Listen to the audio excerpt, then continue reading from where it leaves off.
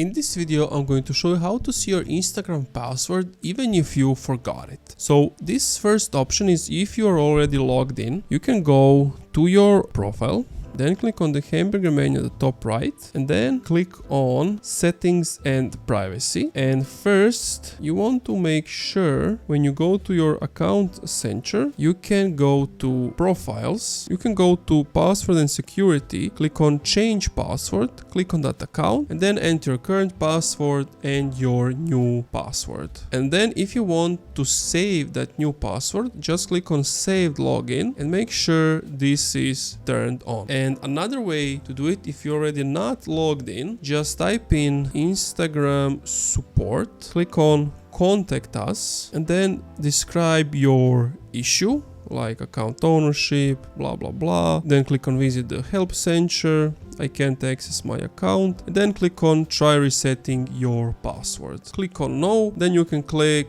submit your issue and of course follow these on-screen instructions. And that's it. Thank you for watching this video. If you enjoyed, leave a like, comment, subscribe.